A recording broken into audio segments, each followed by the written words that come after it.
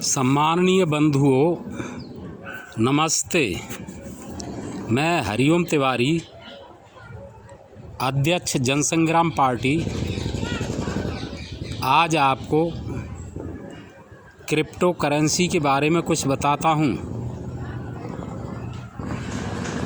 दुनिया की सबसे पहली क्रिप्टो करेंसी बिटकॉइन है। यह 2009 में लॉन्च की गई थी और जब ये लॉन्च की गई थी तब इसकी कीमत केवल 6 पैसे थी और आज एक सिक्के की इसकी कीमत लगभग 30 लाख है। इसके बाद दुनिया में कई क्रिप्टो करेंसी के कॉइन जारी किए गए, उनमें से कईयों की कीमत लाखों में है और सैकड़ों की कीमत हज़ारों में है और अनेक की कीमत सैकड़ों में है, तो कुछ की कीमत दशकों में है। इस बात को 12 साल हो गए, लेकिन भारत की सरकार को अकल नहीं आई। इनकी अकल जाने कहाँ बनी रहती है।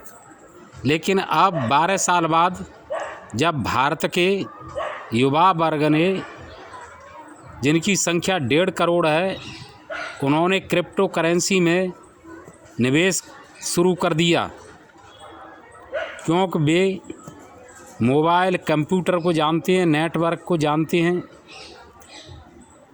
इकोनॉमी को जानते हैं और वे फ़ायदा ले रहे हैं, नुकसान भी उठा रहे हैं। जब सरकार ने यह देखा तो उसका सिक्स्थ सेंस जाग गया। उसे लगा कि यह तो बड़ा कमाई का साधन है, इसमें तो बड़ी लूट की जा सकती है, तो उसने इसे कानून के दायरे में लाना का विचार बना लिया। लेकिन कानून में दायरे का मतलब इनका केवल जो है उस पर कमाई करना है, टैक्स लेना है और कुछ नहीं है। इन्होंने उस पर जो है TDS लेने के साथ साथ 30% फ़ायदे में से भी लेने का जो है इरादा बना लिया है। उस पर कानून बनाने जा रहे हैं। अब मेरा यहाँ पर सवाल यह है कि आप इतनी ज़्यादा यानी तीसरे हिस्से कमाई तुम ले लोगे, तो उसके बदले में जो निवेशक है उसे आप क्या दोगे। दूसरी एक बात यह है कि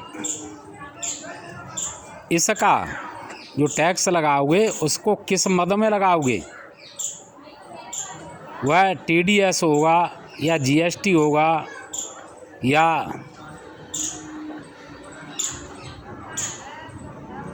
एक्साइज ड्यूटी होगी, सीमा शुल्क होगा या इनकम टैक्स होगा,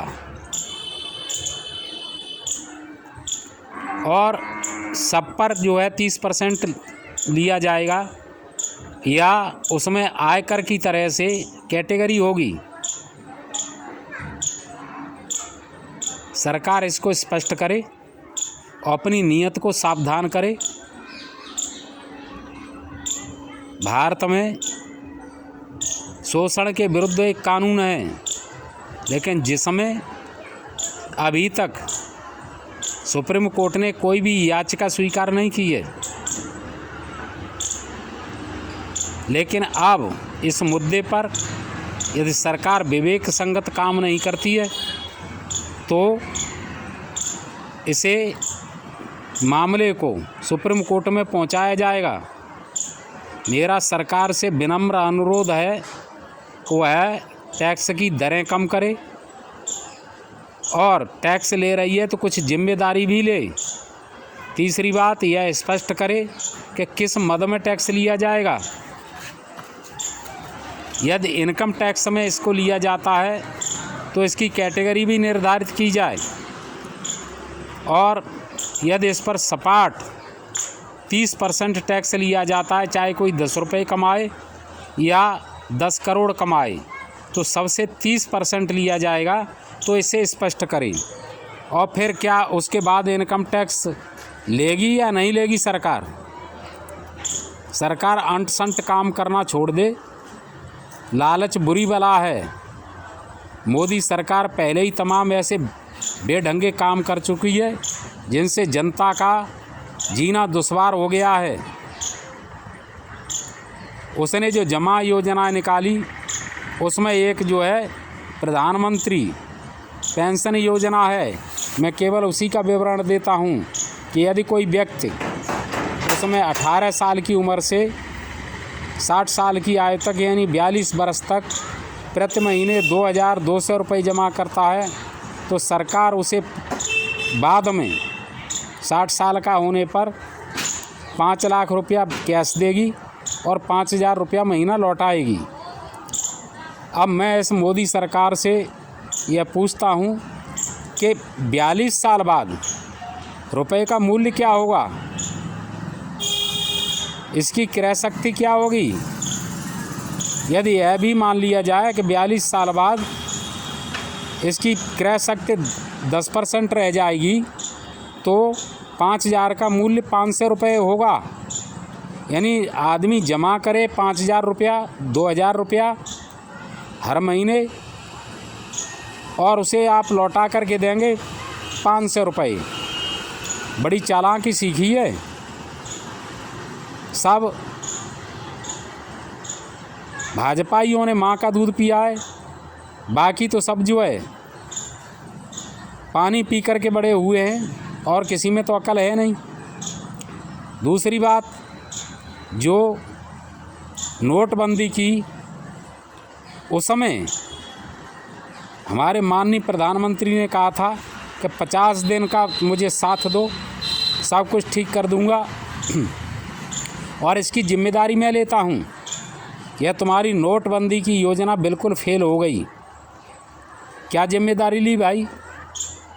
जीएसटी तुमने 28% लगा दी और इसमें 50 बार संशोधन किया, जिससे महंगाई आसमान छू गई। इसमें क्या इससे लाभ मिला जनता को? और अब आप इसे ला रहे हैं क्रिप्टो करेंसी पर 30% टैक्स। तो इसका पहले मद निश्चित करो कि आप टैक्स के कौन से मद में लोगे, और सब पर 30% लोगे या आयकर की तरह से इसमें जो कैटेगरी बनाओगे।